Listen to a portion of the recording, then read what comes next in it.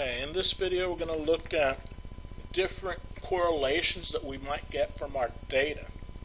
Right, so we're asked to rank the following scatter plots based on the value of their correlation coefficients, based on their value of R, and provide reasoning for your ranking. Okay, so if we look at this, this seems to have a positive correlation, which means that if my X variable is up, my Y variable is up. Right?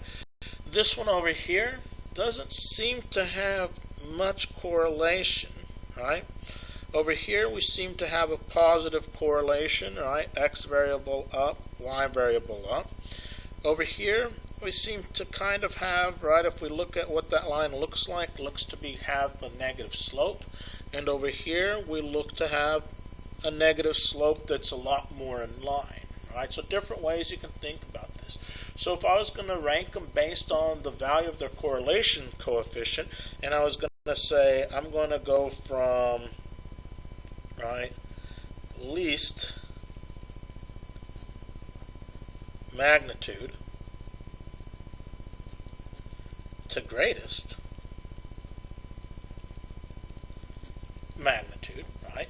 And I could have ranked these in different ways, right? If I was going to go from least in magnitude to greatest in magnitude, well, the least in magnitude would be where I seem to have no correlation at all, right? So my least in magnitude would be B, right? And then if I looked at my next one in magnitude, right, well, these two plots are a lot more spread out than these two plots.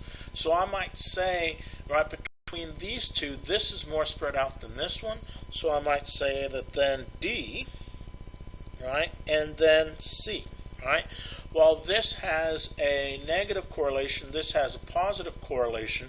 Their magnitudes, this is more spread out than this, so the magnitude here of the correlation would be lower than the magnitude there. Okay?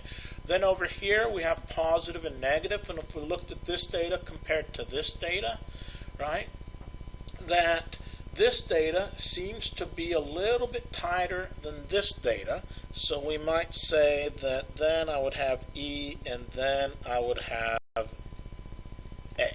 All right? And this is based on how tight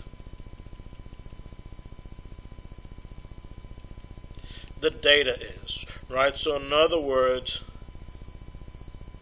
how small the residuals are. That if I was going to come in here, and draw a least squares regression line, right, get an approximation for that least squares regression line for each of these, right, I come over here and I kind of get this approximate y hat. Now we know that these are not exact, right, but if I get these approximate y hat lines,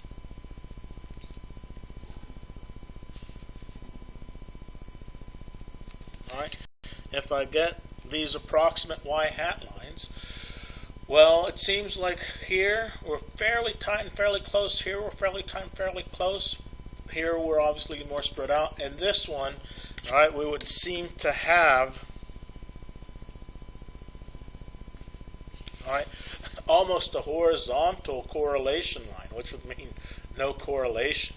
Okay, but that's the general idea for finding and discussing about correlation.